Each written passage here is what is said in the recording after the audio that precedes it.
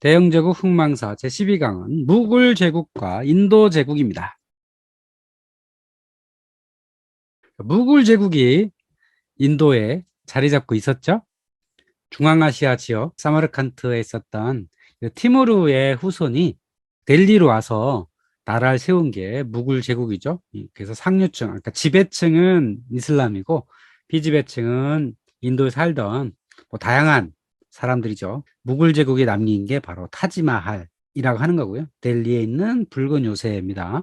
자, 무굴 제국은 17세기 중반부터 말까지 세계 최대 경제 대국이었다는 거죠. 요 시기 한 50년 정도 세계 최대 경제 대국이었다. 이때는 명청 교체기거든요. 중국에서는 이제 경제력이 약해졌을 때고, 그때 무굴 제국이 판도도 이렇게 넓게 현재 인도와 또 방글라데시, 파키스탄 이쪽까지 전부 차지했었던, 남쪽만 좀 일부 남겨놓았던 최대 영역을 했던 그런 나라였습니다. 그리고 이 무굴 제국의 중심 지역은 당연히 수도하고요. 벵갈 지방이었습니다. 경제적으로 가장 앞서 있었던 그런 곳입니다. 전 세계 면직물 생산의 25%를 담당했던 곳이었고요. 그래서 벵갈 수도에 있던 다카, 오늘날 방글라데시 수도, 거기는 황금과 재물이 넘쳐나는 도시라는 별명을 갖고 있었다는 거고요. 자, 벵갈 지역의 조선업도 아주 뛰어났다는 거죠. 무굴 제국은 지배층은 이슬람이지만 비지배층의 종교도 관용 체제로 다스렸죠. 그러면서 힌두나 시크나 이슬람 여러 종파들이 어우러서 사는 그런 땅이었습니다. 중요한 건 벵갈 지방이라고 하는 거죠. 이 벵갈의 중요성을 동인도 회사가 캐치를 합니다. 여기 지도에서 보시면 1765년에 여기 벵갈 지방을 동인도 회사가 이렇게 차지를 해요. 그러니까 동인도 회사는 원래 무역을 위해서 설립된 회사잖아요. 오로지 무역을 위해서 인도와 또는 향료제도까지 이렇게 왔다 갔다 하면서 여기서 이익을 남기기 위해서 처음에 설립이 됐고 그렇게 운영이 됐어요. 그런데 향료제도 쪽, 오늘날 인도네시아 쪽은 네덜란드의 힘에 의해서 밀려나게 되고 요 인도에 집중을 하게 되죠. 그런데 이 벵갈 지방이 경제로 앞서 있던 지역이다 보니까 여기를 아예 점령을 해버립니다. 그리고 여기를 식민지화를 해요. 그 식민지화를 해서 여기서 통치를 하게 됩니다. 무역도 하지만 식민지의 지배자로서 역할도 하는 거예요. 그러니까 지배자라는 게 여기서 세금을 걷는다는 겁니다. 그래서 무역 대신 세수 확보를 하겠다고 하는 기대감을 갖게 되는 거죠. 우리가 동인도 회사라고 하는 희한한 회사란 이름을 가진 어떤 조직이 식민지 통치를 했다라고 하는 것을 교과서에 배우잖아요. 그게 그들이 원해서가 아니라 자연스럽게 이렇게 벵갈 지방을 영유하면서부터라는 거죠. 점차적으로 영역을 넓힙니다. 인도의 동쪽 그리고 델리 중심까지 이렇게 가게 됩니다. 무역도 해 가면서 이 지역의 면직물 산업을 약화시키고 영국에서 공장에서 생산된 면직물들을 이쪽에다가 강제로 판매를 하게 되는 거죠. 인도산 면직물은 관세를 높이 해가지고 유럽 땅에 못 들어오게 하고 영국에서 생산되는 면직물을 인도 땅에 판매시키려고 식민활동까지 겸하게 된 거죠. 그래서 무역과 식민지 지배의 이중 구조를 이제 가져오게 됩니다. 자, 이렇게 영토를 많이 차지하다 보니까 무굴 제국은 사실상 식민 정권으로 전락을 합니다. 각 지역에 있었던 여러 토후들이 자신들의 왕국을 형성을 하면서 델리에 있는 무굴 제국은 그냥 명맥만 유지하는 상태로 이제 유지가 됩니다. 자, 문제는 이 동인도 회사가 식민 활동을 하다 보니까 거기서 세금을 걷어야 되고 또 반란을 제압해야 되고 하다 보니까 군사가 많아지고 비용이 많이 들게 됩니다. 그래서 원래 무역을 할 때는 나름대로 이익을 많이 냈거든요. 인도산 면직물을 사서 영국에 파는 여기서 이익을 많이 냈는데 식민 활동을 하다 보니까 여기서 문제가 많이 발생을 해요. 그래서 적자가 납니다. 그러다 보니까 계속 증자도 해야 되고 여러 가지 문제도 해결해야 되고 하니까 영국 정부에서 아예 동인도 회사에 감시 형태로 총독이 파견이 됩니다. 그래서 1713년부터 인도 총독이 파견이 되고요. 회사로부터 전쟁 선포 외 조약 체결, 평화협정 등의 주요 권력을 인수합니다. 자, 그전까지는 동인도 회사라는 회사가 전쟁도 하고 조약 체결도 하고 평화협정도 하고 무역도 하고 다 했다는 거죠. 물론 네덜란드 동인도에서도 마찬가지였고 다 이런 일을 했었는데 여기에 인도의 식민지가 커지다 보니까 이런 거는 국가가 해야 될 일이지 당신네 회사가 할 일이 아니다. 자꾸 이런 것까지 하니까 회사 적자 나지. 그래가지고 총독이 생기게 되고 점차적으로 이 문제를 해결하는 과정에서 또 세포의 반란도 일어나게 되고 동인도사의 역할은 여기까지겠다라고 해가지고 1857년이 되면 해산이 되게 됩니다. 그 다음부터는 1947년까지 인도의 총독 겸 인도 부왕이라고 하는 권력자가 자리를 하게 되는 거죠. 그 사이에 어떤 일이 있었냐면 세포이라는 사람들이 있었어요. 이 세포이라는 사람들이 반란을 일으키게 되는데, 자, 세포이가 뭐냐면 영국군에 소속된 인도 병사를 세포이라고 부르는 거예요. 동인도 회사가 18세기부터 운영했던 인도 용병이에요. 그러니까 동인도 회사는 회사잖아요. 그러니까 물론 영국인 군인도 물론 있었지만 이 인도 내에서 자유롭게 활동을 하기 위해서 현지인들을 용병으로 고용해서 썼던 거죠. 페르시아의 스파히라고 하는 그 보병 군사를 스파이라고 불렀어요. 그래서 무굴 제국에서 이걸 병사라고 불렀는데 이 병사라는 사람들을 용병을 많이 썼던 거죠. 그래서 19세기 초에는 세포이가 한 20만 명이 됐고 영국군은 4만 5천 명이었다라는 거죠. 이 4만 5천 명이 상층부에 있고 그 하층부를 이 세포이가 자리하는 이런 체제로 이 동인도 회사가 이런 군대를 운용을 하게 된 거죠. 자, 그렇다면 이 세포이란 사람들은 자국민들을 상대로 군인이 되었다? 이거 좀 이상하잖아요. 우리 관점으로는 그런데 인도란 관점을 보면 인도는 하나의 나라가 아니에요. 언어도 다르고 종교도 다르고 뭐 그래요. 그래서 세포이라는 사람들을 주로 서북방 쪽 사람들을 많이 고용을 했습니다. 그러니까 다른 민족을 상대로 전쟁은 얼마든지 할 수 있잖아요. 그러니까 서북방 쪽 사람들을 많이 고용해가지고 이 동부에 있는 벵갈 지방 사람들을 통치하는 건 충분히 가능한 일이죠. 그래서 이들을 많이 고용을 했던 거고요. 근데 이 세포에도 다양한 사람들이 섞여 있었어요. 인도 사회는 기본적으로 다양한 종교가 있고 계층이 있고 그렇잖아요. 그래서 여기에 보면 그 카스트도 있잖아요. 힌두 사회 카스트가 있기 때문에 이 카스트 제도에 따른 어떤 신분적인 차별 이런 것도 많이 있었단 말이에요. 생활 습관도 있고 가장 숫자가 많은 건 힌두 그리고 이슬람 그리고 서북방에 있었던 펀잡이라는 도시의 시크교도 이런 사람들이 있었죠. 근데 이 세포이에 소속된 사람들은 대체로 상위권 카스트였어요. 왜냐하면 병사라는 건 상당히 좋은 직업이거든요. 그러니까 병사는 아무나 되는 게 아니에요. 그래서 상위권 카스트에 있었고 이 사람들은 각자의 카스트가 고려가 됐고 하다 보니까 이제 종교별, 민족별 이런 식으로 활동을 하게 되죠. 식사도 따로 하게 되고 따로 움직이는 이런 체제로 이 세포의 부대가 운영이 되었다고 하는 거죠. 자, 그랬는데 이들이 반란을 일으킵니다. 그래서 이것을 세포의 항쟁, 세포의 반란, 뭐 인도 항쟁, 뭐 제1차 인도 독립전쟁으로 다양하게 불립니다.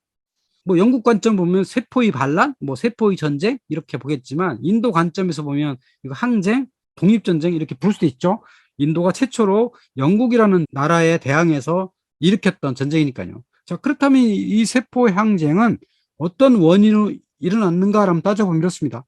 자, 첫 번째는 제가 보면 이게 제일 심각해요. 영국의 선교 활동입니다. 유럽인은 기본적으로 식민지를 개척할 때 군인도 가지만 군인 뒤에는 누가 따라가죠? 항상 사제가 함께 했죠. 그들을 개종시켰다. 무지몽매한 저 이교도들을 개종을 시킨 목적이 상당히 컸죠. 그래서 아메리카 지역은 스페인과 포르투갈에 의해서 개종이 많이 됐죠. 그래서 영국도 이런 개종 활동을 하려고 그랬어요. 그래서 동인도에서는 군대 선교사를 배치했고요. 500톤 이상의 배는 사제 한 명을 반드시 태워야 했었어요. 그래서 배들이 대체로 다 490톤으로 등록을 하게 됐죠. 뭐 그런 편법도 있었지만 어쨌든 군대에다가 선교사를 배치했다는 거죠. 이러다 보니까 군대 선교사가 있잖아요. 그러니까 병사들은 개종 요구가 있다는 거죠. 자, 두 번째는 노동 환경이 변했다. 뭐 이것도 굉장히 중요한 일이죠. 이들이 인도 내에서만 활동을 했는데 점차 이 동인도 회사 또는 인도 총독의 영역이 넓어지다 보니까 이들이 서북방에 아프가니스탄 가서 전쟁을 하고 또 버마에 가서도 하고 전쟁 범위가 넓어지는 거예요. 그래서 다양한 외국 전쟁에 투입되는데 이들한테 주는 급여나 이런 건 변함이 없더라. 처우는 개선되지 않더라. 이 처우 문제가 상당히 크죠. 자, 세 번째는 부당한 대우가 있다. 자, 왜 그러냐면 장교는 모두 다 영국인이다. 4만 5천 명의 영국인이 장교와 또 상층부를 구성을 하고 세포인은 모두 하층 병사들이더라. 그러니까 아무리 내가 전쟁터에 나가서 공원을 세워도 장교가 될 수 없다라고 하니까 불만이 들 수가 밖에 없잖아요. 자, 그래가지고 이제 불만이 막 이렇게 들끓고 있었던 거예요. 자, 그때 뭔가 도화선이 필요하죠. 항상 전쟁은 탁 촉발하는 도화선이 있어야 됩니다. 자, 그게 뭐였냐면 머스킷 소총이었습니다. 1853년형 엔필드 강선 머스킷 소총이 이렇게 생겼는데요. 자, 이 소총은 이 총신에다가 화약을 이렇게 여기 봉 같은 게 있죠. 화약을 집어넣은 다음에 봉으로 다져 넣어요. 그리고 그 안에다가 이 총알을 넣게 되죠. 불리트란 총알을 딱 넣어서 쏘면은 나간단 말이죠. 자, 그러면 어떤 방식으로 하냐면 여기에 종이 약포가 있어요. 약포 끝에는 총알이 있고요. 납탄이 이렇게 들어있고요. 그 위에 화약이 이렇게 있습니다. 그리고 매듭이 져져 있어요. 그래서 이거를 이제 장전을 할 때 어떻게 하냐면 입으로 여기를 뜯어야 돼요. 자, 입으로 뜯은 다음에 이 안에 들은 화약을 총구에다가 집어넣습니다. 이렇게 총구에 집어넣은 다음에 봉 있죠? 봉으로 이렇게 다지죠? 봉으로 딱 다져요. 그런 다음에 여기 봉지를 속에다가 넣습니다. 자, 봉지를 밀어넣은 이유는 이 납탄이 나갈 때 이 총열하고 마찰이 적으라고 밀어넣게 됩니다. 이게 종이란 말이죠. 내관을 씌워서 사격을 준비하게 됩니다. 자, 그런데 문제는 이 종이에 뭐가 발라져 있었느냐? 소나 돼지의 기름이 발라져 있었다는 겁니다. 윤활유제 역할을 하게 된 거예요. 문제는 이거를 입으로 뜯어야 했다는 거죠. 자, 근데 소나 돼지 기름이란 게 뭘 의미하죠? 힌두교도한테는 소를 먹으면 안 되잖아요. 무슬림한테는 돼지를 먹으면 안 되죠. 그러니까는 이게 영국인들이 이 세포이드를 무시하는 행위다라고 하는 소문이 퍼지게 된 겁니다.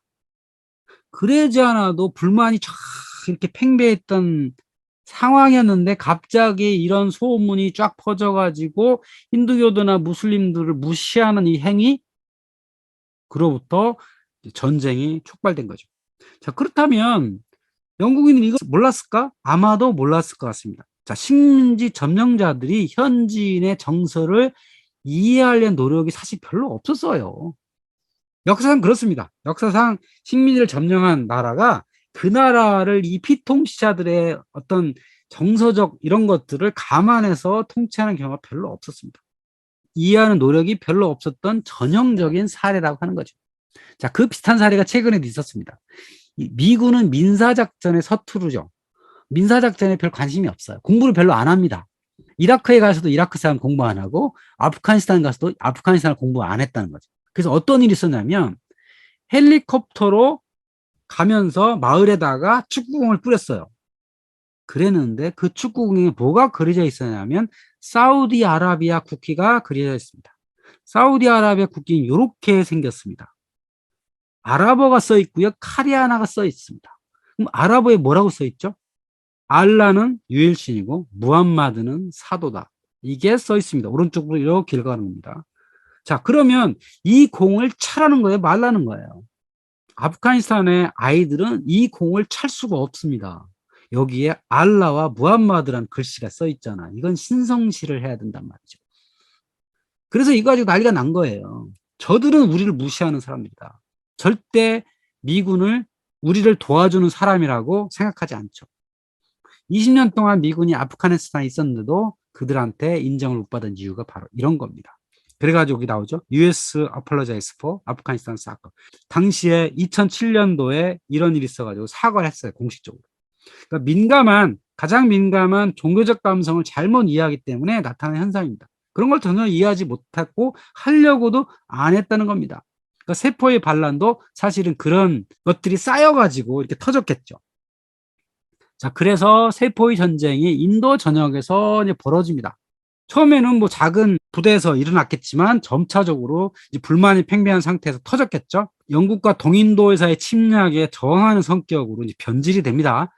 그래서 여러 지역이 싸우게 되는데, 이제 문제는 이 세포이들이 통일된 어떤 주체가 없어요. 그냥 지역별로 부대끼리 나와서 그냥 반란하게 된 거예요. 그러다 보니까 산발적인 전투는 있었는데 영국이 강력한 화력을 도입해가지고 영국의 승리로 끝나게 됩니다. 자, 이 전쟁의 결과 어떤 일이 있었냐면 무굴 제국이 아예 멸망을 해버려요. 그 전까지는 델리에서 그냥 중심만, 왕가만 유지하는 정도였고, 지역의 토우들이 쭉 있었던 상태에서 아예 그냥 무굴 제국이 없어지고 동인도에서도 없어집니다. 이거 동인도에서 의미가 없다. 이 전쟁을 수행할 능력도 없고 무역하는 회사가 무슨 식민 활동을 하냐 해가지고 아예 동인도에서를 없애버리고, 또 영국에서는 선교 활동도 아예 포기합니다. 선교해봐야 소용이 없다. 이 땅에서는 의미도 없다. 그래서 잘 보시면 영국 식민지였던 뭐 인도, 네덜란드 식민지였던 인도네시아, 영국의 식민지였던 말레이시아, 이런 데서는 종교가 전혀 전달이 안 됐죠. 필리핀 같은 데는 뭐 스페인이 캐톨릭으로 전도를 해가지고 거의 뭐 캐톨릭 국가가 됐잖아요. 근데 영국의 식민지는 이렇게 기독교가 전파된 것이 별로 없죠. 자, 그래서 이 사건을 계기로 선교 활동도 포기했다는 거죠. 세포의 전쟁 이후에 등장한 나라가 인도 제국입니다.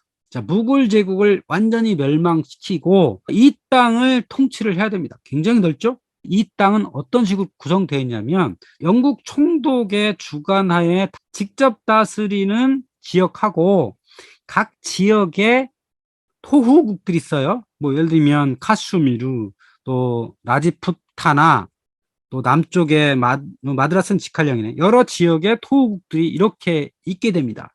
그래서 이렇게 토호국과 영국 통치령으로 구성이 되는 형태로 인도 제국이 이제 만들어지게 된 거죠. 자, 그럼 제국이면 제국 위에 누가 있죠? 엠파이어가 있잖아요. 그럼 엠퍼러가 있어야 될 거 아니에요.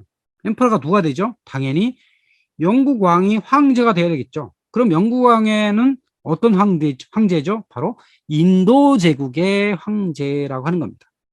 여기 보면 영국 하노버 왕조의 제6대 국왕, 마지막 국왕이죠. 여왕이니까. 자, 하노버 왕조가 조지 1세부터 쭉 이어져 오다가 빅토리아 여왕까지 이렇게 왔습니다. 그리고 인도 제국의 황제로 왔습니다. 근데 제가 보기에는 대영 제국은 잘못 명명된 용어 같습니다. 왜냐하면 대영 제국, 더 그레이트 브리티시 엠파이어 되잖아요. 근데 더 그레이트 브리티시 엠파이어는 없어요. 존재하지 않습니다. 그럼 어떤 제국이냐? 바로 인도 제국이라는 거죠. 그러니까 빅토리아 여왕은 여왕이에요. 영국 여왕입니다. 영국 황제가 아니라는 거죠. 그러니까 유럽에서 황제가 되려면 그 황제는 로마의 황제입니다. 그리고 그 호칭은 카이사르예요. 나폴레옹이나 아니면 신성로마제 황제는 다 로마 황제지 프랑스 황제, 독일 황제가 아니라는 거죠. 물론 나중에 이제 비를 황제는 독일 황제가 된 적도 있습니다만 어쨌든 유럽에서 황제는 로마 황제였다. 근데 영국 왕은 로마 황제가 된 적이 없습니다. 그러면 어떤 황제냐? 무굴 제국을 뒤이은, 자, 몽골 제국의 후에 무굴 제국이 있었고 그 무굴 제국을 멸망시키고 등극한 인도 제국의 황제로서 빅토리아 황제가 있더라라고 하는 겁니다.